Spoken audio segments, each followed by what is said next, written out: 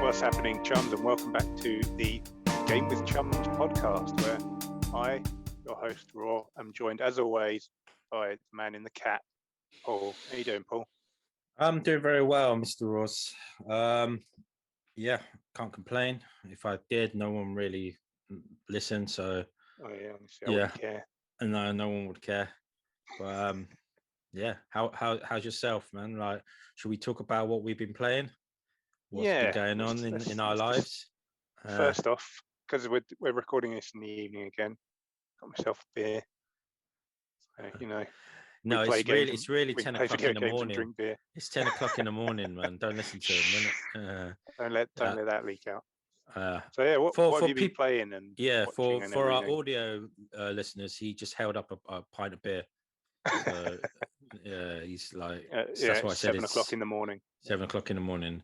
I've joined you actually at 7 o'clock in the morning with a refreshing beer of myself. Yeah, I'm holding a Kirin glass, but it's not actually Kirin inside. It's actually San Miguel.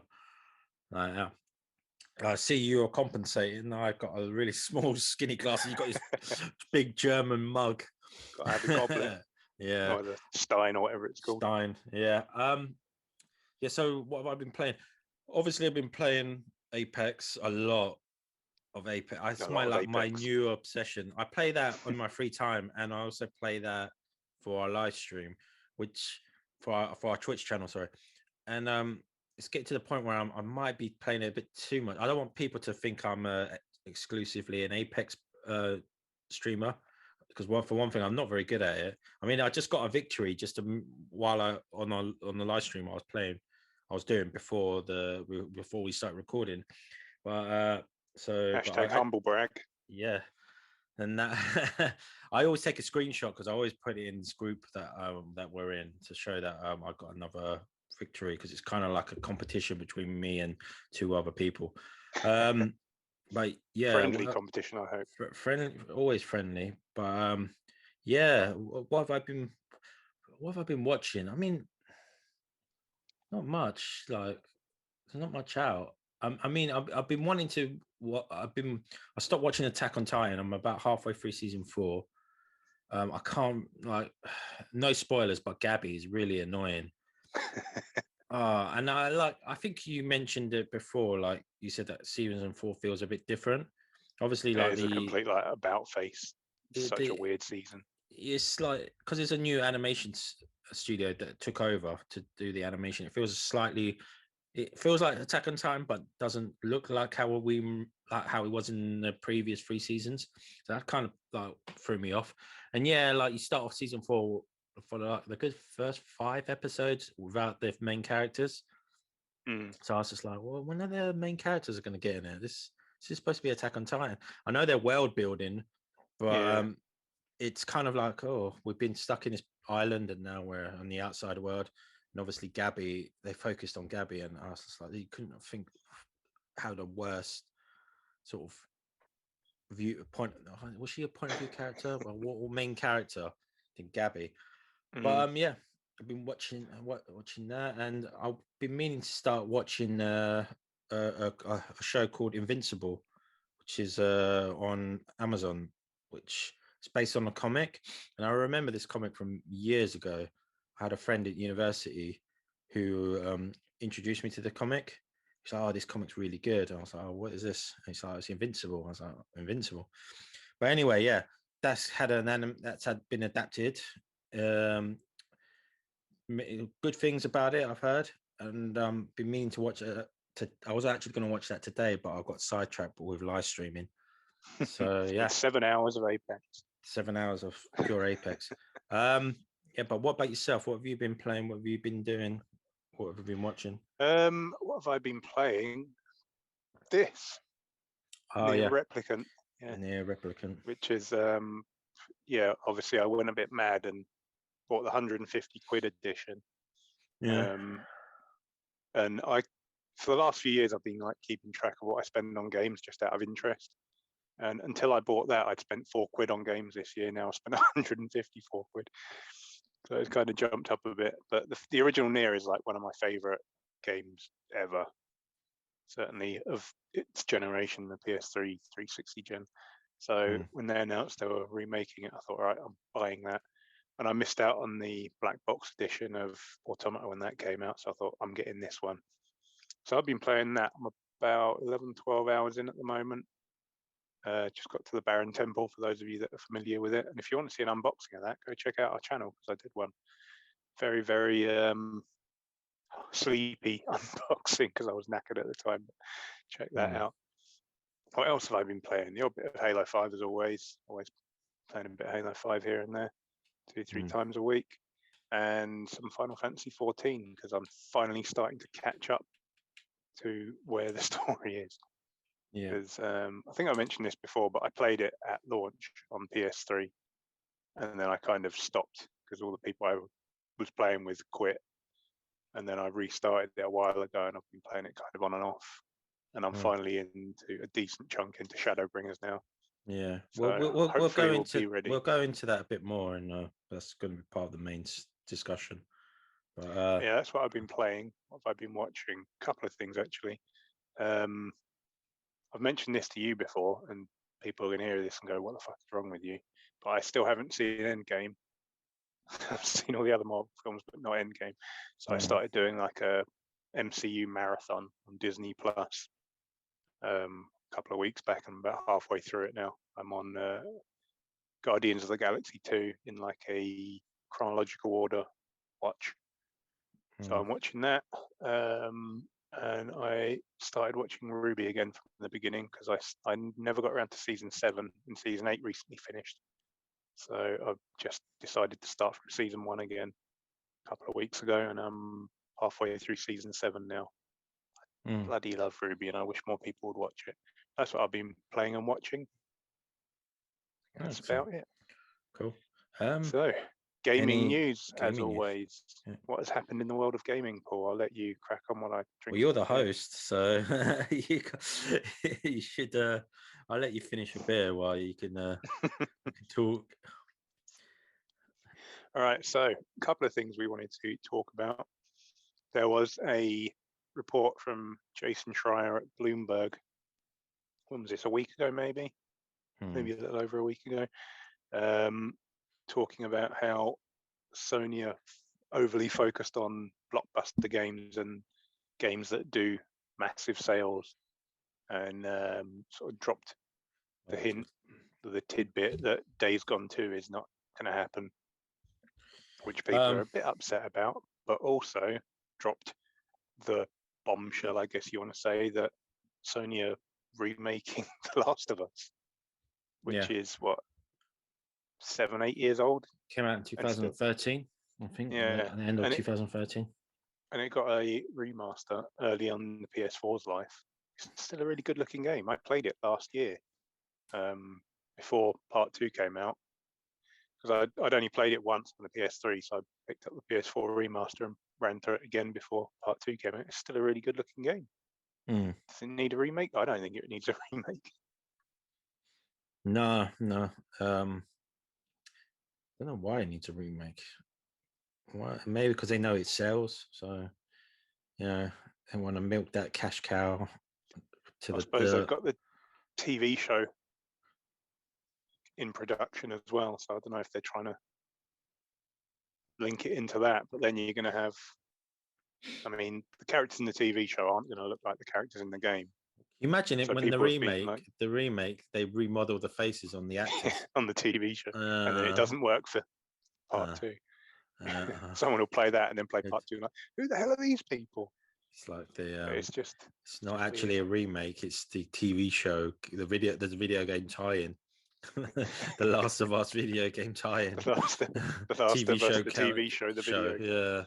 Yeah. But yeah, the story was that there's a support group within Sony. That support group, that sounds like they experienced trauma or something. There's visual arts support group, I think they're called, and they sort of help out with technical stuff across all Sony studios. And some of the people there wanted to branch out and make their own game. So I think they started making a prototype of the remake just to kind of show to the higher ups and say, look, we can do this. And then they apparently took it off them and gave it to Naughty Dog. No, well, Naughty Dog is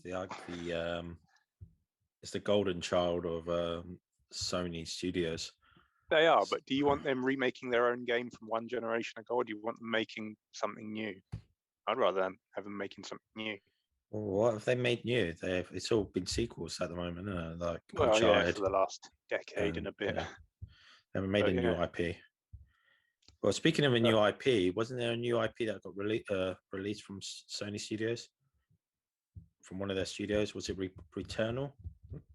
Oh, Returnal. Yeah, that's from Housemarque. They're not a Sony-owned studio, but they've worked with them a lot in the past.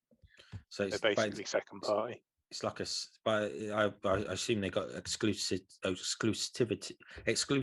over the IP. Yeah, they've done that with quite a number of Housemarque's games. Their games have been like really smaller stuff, like Resogun, which came out of the launch of the PS4. This is their first kind of full-fledged big title. It seems to have done really well in reviews, so it looks like it's a good one. But it's £70, which is mental.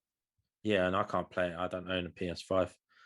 It's like no one can still get their hands on a PS5. So mad. Yeah, I don't know. I look every now and then, but it's just never anything. They did the sales of PS5 did really good, but a lot of people are saying that how many of them are actually owned by consumers and not scalpers. Because obviously, like that's why there's a massive shortage, because scalpers are buying it in bulk and selling it on for higher profits.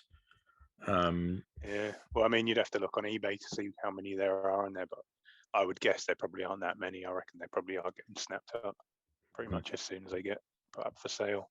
Yeah, I think they said they shipped around about 8 million so far. That's good. Yeah, good numbers. Yeah, I'm just waiting for the redesign. I'm waiting for the redesign. I want a slim version. I don't want that fucking behemoth of a of a piece of plastic here, like in my room. I do hate the design, but I must say, someone on the Discord that I'm on recently bought those D brand black plates. Mm-hmm. You can like pop off the white plates on the side of it and replace them. And in all black, it does look a lot better. Still don't think it looks great, but it looks much better. Yeah. So I think if I did manage to get one, I'd probably buy some of those. I remember that was a 360 thing. Did that? You could pull off the face. Yeah. I remember that one. It was like wood effect. I'm like, who wants that? Maybe like someone that owned an Atari back in the 80s, 90s. You can't really customize the Series X. Unfortunately, there's no. It's very just like a block of plastic. Can't really do much with it. It should give itself well to like custom, like limited edition designs and stuff, because there's just a lot of just space there. Stick design stuff on, I guess. Yeah. But yeah, that was the Naughty Dog Sony news. Something else that came out in the last 2-3 days, I think, maybe even more recent. Microsoft have announced that they're slashing their cut on the Microsoft Store from 30 to 12%. 30% is pretty much the industry standard. Like Xbox does it, PlayStation does it, Nintendo, Steam. Do Nintendo do that? Yeah, they do. They have on their first party games. No, on everything. Anything that's sold on Nintendo, they take 30% cut on it. Oh, 30% cut. Sorry. Yeah. I thought you meant reduction. I was like, what? No, you never get a reduction on anything Nintendo. Did I? Yeah. But no, that's typically where platform holders make their money. They'll take 30% on basically every transaction done through their store. But that's where most of the money in being a platform holder comes from, all that licensing costs. So Epic, kind of the first to start this, as one of their sort of competitive advantages on Epic Game Store is cutting their cut down to 12%. And Microsoft seem to be following suit on the Microsoft Store. Oh shit. And we're back. Sorry about the quick cut there. Bit of a mishap. But where were we? Talking about the Microsoft Store cut they're doing. Yeah. I'd just like to say it was more. I had to get the shopping home delivered, so and I it didn't want to came go an into hour too many early. details. It came in early, so yeah, sorry. But yeah, Epic Game Store were the first one to do the 12% cut to try and entice people to their store. And obviously, with 10-cent money in their pocket, they could kind of afford to take a bit of a loss leader approach. But I suppose Microsoft got Microsoft money, so they can do it too. So they're hoping this will get more stuff onto the Windows Store. Because Windows Store is still a bit barren and people don't really want to use it. But they're supposedly completely rebuilding the store as well, which would be very much needed. But some documents have come out just today, I think, from the Epic and Apple lawsuit that I think is actually starting tomorrow. And apparently Microsoft are thinking about doing the same thing on the console store as well. So taking a lesser cut there.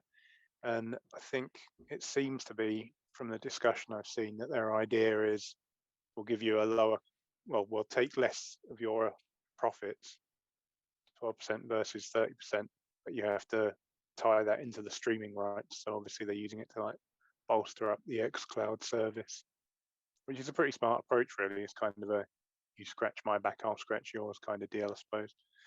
But yeah, obviously not everything that's on Game Pass is on xCloud at the moment, and I think they want to rectify that because obviously they want to sell the service on mobile and on smart TVs and any connected device, probably be able to play it on the screens in your car soon.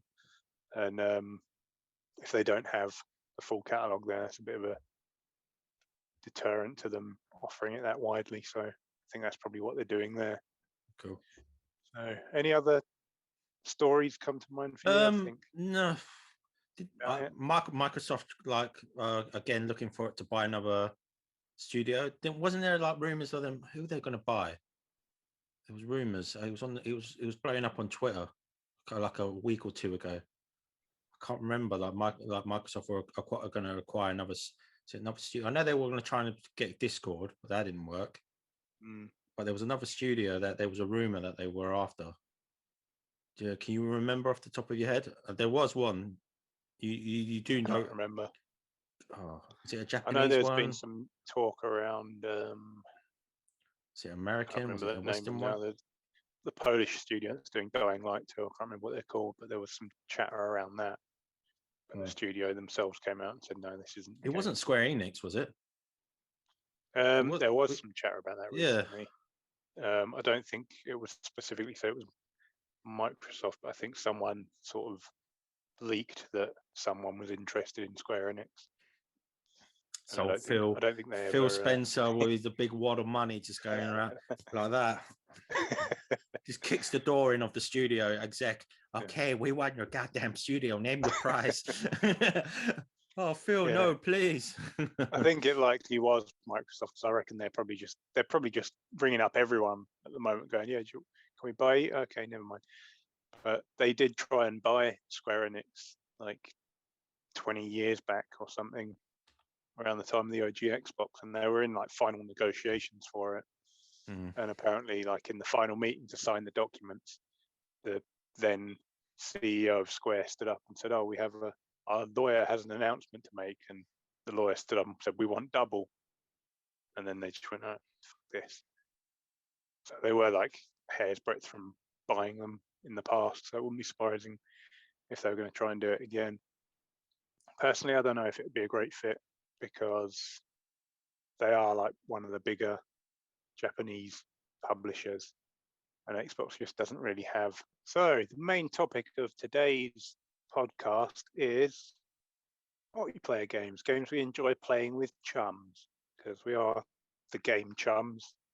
So let's talk about chum games. Does that work? Doesn't really work, does it? Well, so the topic was initially I'm great at this hosting. The topic was initially going to be like games that have gotten you through lockdown, but then we kind of realized that we both play a lot of multiplayer games at the moment, so let's talk about that instead. So yeah, we remodified the title. It was going to be about games that helped us through the pandemic. But let's be a bit more broad. We want to be a bit more broad because obviously we play games online. I mean, that's what we're going to discuss. So why don't you kick us off, because you have mentioned what you've been playing of late. Yeah, obviously, like with the Twitch channel, I play a lot of Apex and Among Us with our friends, but I do play that outside of streaming. I play some say I think too much Apex. That's sort of my new thing now, where it's good just to play for a few hours and just don't have to think really. The only thing is you just loot and shoot. It's not got no deep story. Well, there is like a story, but I don't really care about it. I just like to care just to get into a get into a death match and just play. So it's good to sort of switch off your brain. You don't have to worry too much about it. About the story. Okay, you're kind of blowing my mind now. There's a story in Apex. There is a story in Apex. Is this like how there's a story in Fortnite? Yeah, but it's all told sort of not in game. You know, like all the characters have some sort of interpersonal relationship with each other, but they have like digital comics and stuff that sort of ties it in. Like this, the backstories between the characters and the world. It's basically kind of similar to Overwatch. Yeah, pretty similar to how that's done in obviously on trailers, new like season trailers and stuff. They introduce a new character or a new mechanic or something, and that's sort of like a story trailer. Yeah, so I've been playing that. Obviously, been playing Among Us, which is really good fun. It's one of those games that it's another one of those games where you can sort of it's not what I want to say, like there's a certain way of playing it. I mean, everyone has it's a bit like poker. If you know, like everyone sort of has their tails, and we all sort of catch on to that now. So we all have to modify the way we play, because say like for example, I used to like messing with people, like close the doors, and people picked up on that. So they would go, well, there's a lot of doors being closed. I think Paul's the killer. And I was just like, oh, it ain't me. Like, and obviously, like I could defend myself. Aping my style. Yeah, but normally, like I would then have to rethink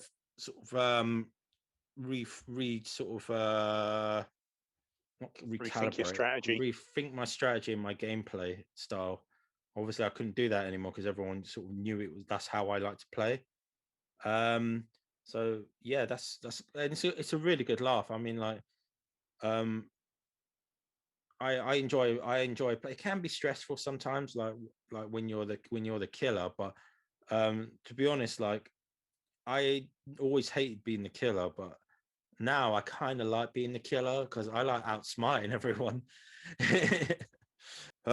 Yeah, sorry, again, very like having some technical issues today on this podcast, so I'm gonna what was I talking about? I was talking about Among Us. How it can be stressful being the imposter. And I like being the imposter. It's I like outsmarting everyone. When you get that win, it's so sweet, especially when you like everyone. They sort of like, oh, I can't believe it was you, and I was like, it's me. I outsmarted everyone. And I'll do it in real life too. I'll do it in real life. But yeah, like other games to play, it's like Dead by Daylight. Oh, no. Play that. So mostly like, yeah, it's a lot of games with friends. Like I used to play the Old Republic, the MMO. I haven't played that in about 3 years. So I wasn't playing really that with people, or I thought you were just soloing it. I solo that, but yeah, I solo that. I was very anti sort of playing online with people. It's only recently that I like to play online with other people. Because I always like to play like single player games on my own. I never really. That's why I never really got into like online sort of multiplayer games, say like playing Halo online or something like that. Or yeah, what was I saying?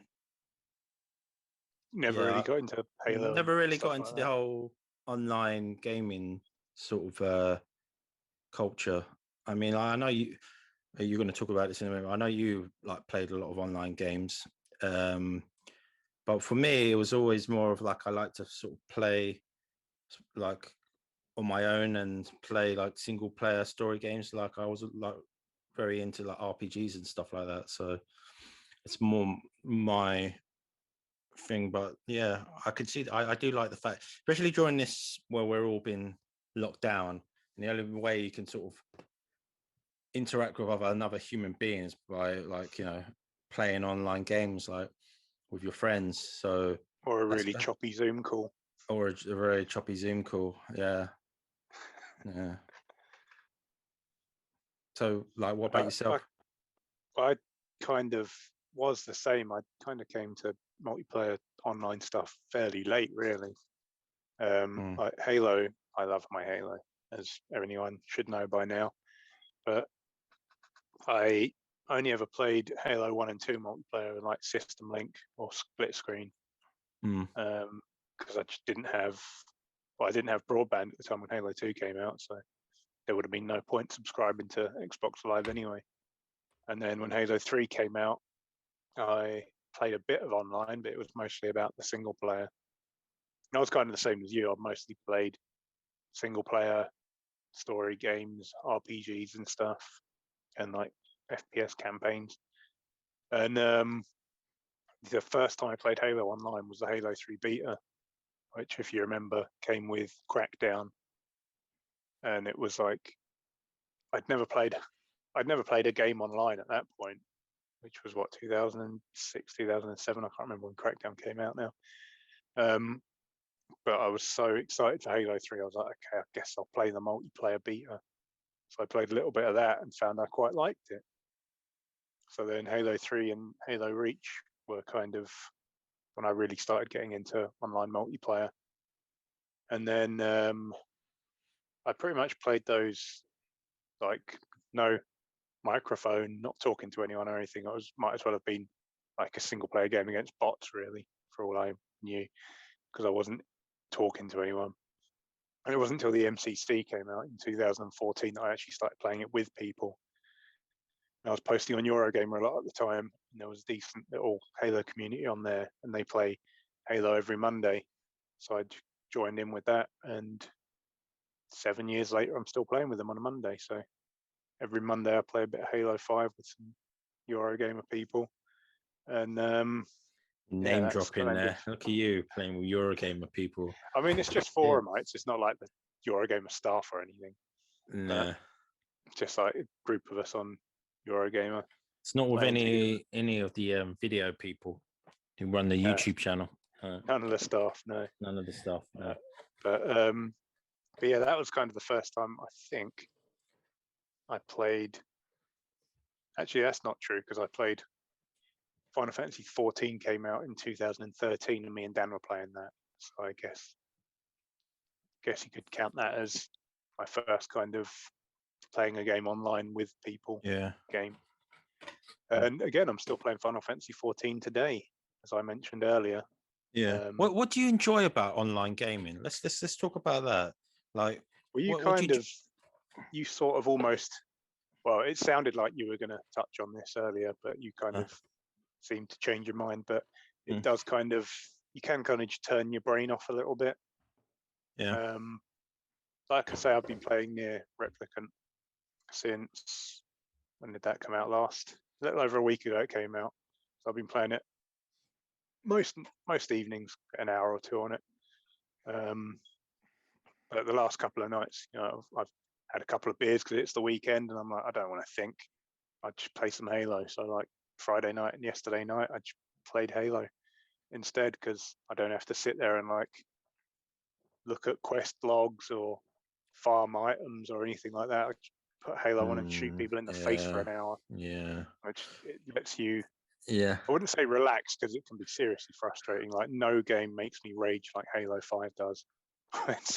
When a one-on-one doesn't go my way or something, and I feel like I've been aggrieved in some way, I get very, very angry. So I wouldn't call it relaxing at times, but you don't really have to think beyond like, where am I going to go? Where are the bad guys likely to be?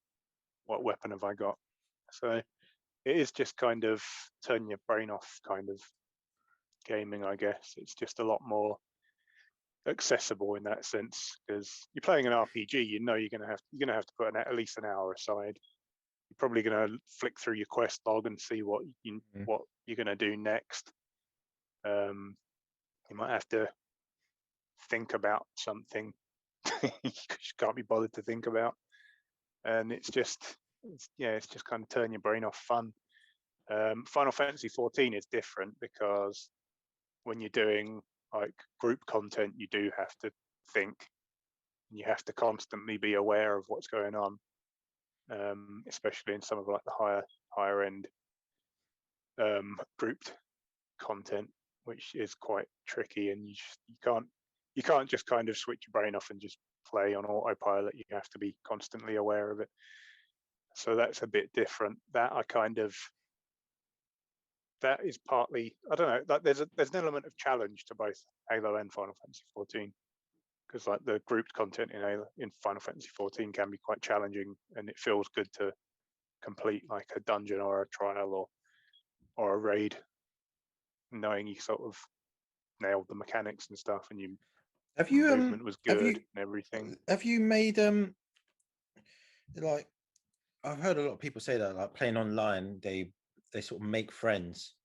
Have you sort of made any like not like say like have you made any like friends? I know you don't have to meet with them you haven't obviously probably haven't met them in real life, but have you made any sort of like have you made like friends? Have you made friends? God damn it. Jesus. Are you likable? Are you sociable? Yeah. Have you? Yeah, I mean, like the people I play Halo with, because I've been playing with them pretty much every week for 7 years.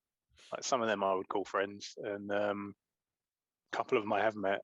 And the friend that I play Final Fantasy XIV with mainly, I've met. You've met him, in fact. I was at the time when we went to get burgers into that burger, that burger festival. Burger event, yeah. That was the first time I met him, actually. Yeah. And and another friend I've played Final Fantasy XIV with that doesn't play it anymore. I've met him a couple of times. Dan? Oh no.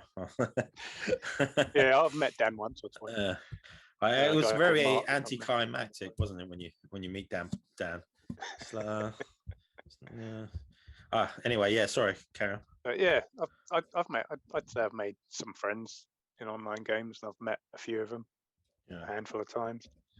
And yeah, a couple of them I'd call decent mates.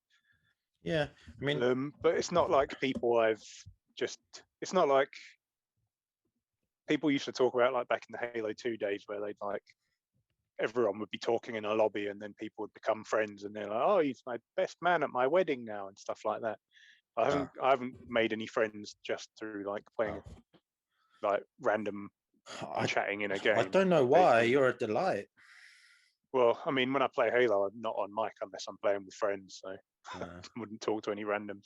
But the people that I would say I'm friends with through games are the people that were on Eurogamer anyway. Like that's kind of the common thread is they're all on the Eurogamer forum anyway. So you kind of talk on there and you go, oh, we should play some games together, and then kind of goes from there. There's not really any sort of like random, oh, I spoke to this person in a Halo lobby and now they're my friend stuff. Because I'm a bit too antisocial for that, I think. Friend. What about you? Friend. Have you made any new friends? Have I made friends? What I say for their friends? Wow. Obviously, like the people we play, like I play Among Us with. I know 3 of them in real life. Like, so they're already friends. The other people I've met there, they're good people. Like would I say they're good people, but would I call them friends? What would you though? Like, you would call them would you call them acquaintances? It's like mates friends get thrown around. So that's a term that gets thrown around quite a lot. But I would was this I wish I was better at describing things. Like they could be, You they see could become friends as closer. closer. Yeah, I have a handful of friends that I would say were really good friends. Like that, you know, I've known for years, and I would like you trust them and you're comfortable around them. That's what I say is good friends. Like when you're like comfortable in their presence, you don't feel awkward and you have to make bullshit conversation and stuff like that. You can just sort of you can not sit in silence, but if Comfortably there's silent. yeah, I know, like you don't have to like make conversation all the time. But yeah, they're the people I play with, they're good. Yeah, I would probably. There's a potential of them to become like really good friends. I would like to meet them. There's the talk of everyone meeting in real life, but obviously, like the pandemic's still going, and I haven't had my vaccine shots yet, so there's no point of risking that just yet. Just to meet them and then possibly give them corona, or they give me coronavirus, and then you know. So but yeah, I never really understood the that sort of side of video game culture was like playing online. It's more predominant now than it was when it first came about. It was very, you know, in its early phases, like so like 360 generation and PS3 generation. It was very I early. think that's the thing. Like people are really grown up with it at this Mm, point, whereas you and me mm, were like in our sort of mid to late teens, really, when it really took off anyway, or mhm, even into our 20s. mm. If you kind of like count where it took off as like the 360 generation, we would have been in our early 20s then. So it's kind of it's something I guess we kind of adapted to a bit, but weren't really brought up in it like a lot of kids and younger people are Yeah, today. They kind of kids, just grow up with it. kids are Kids are they playing Fortnite on their phone. yeah.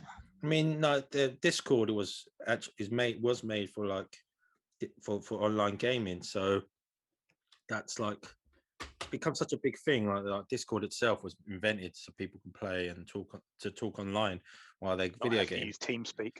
not Teams, like yeah, TeamSpeak or any of that crap.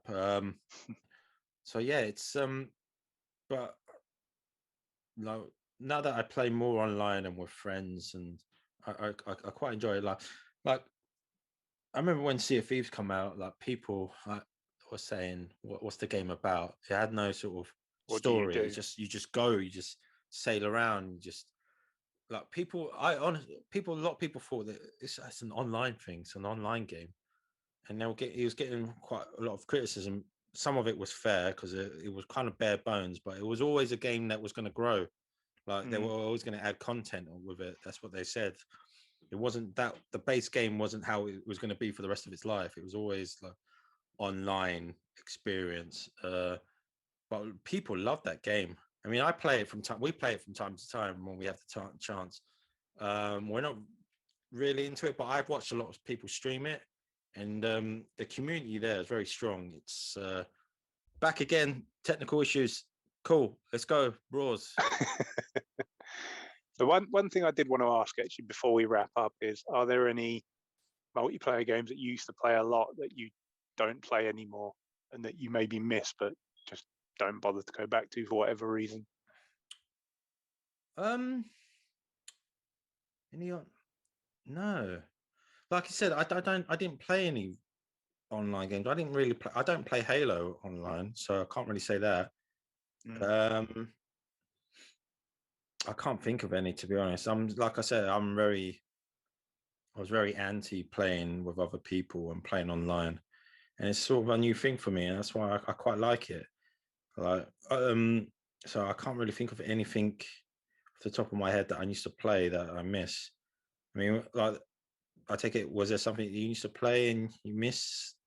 I played a lot of the first Titanfall when it first came out, um, and I kind of miss it, but Oh, I wouldn't want actually, to go back yeah. to it now. Sorry to cut you off. Yeah, PUBG. Remember playing, and we played that a lot. Yeah, And do I miss it?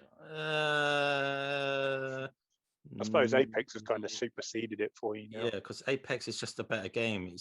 Mm. I played a ton of Overwatch.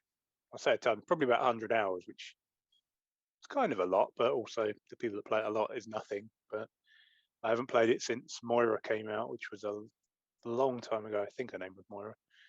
and I do miss it, but I also just don't want to go back to it at all. So I'm Hmm. kind of hoping Overwatch 2 comes out at some point and I can kind of get in on the ground floor again, because I think the game has changed too much since I last played it. There's this guy on YouTube called Stylosa that does Overwatch videos.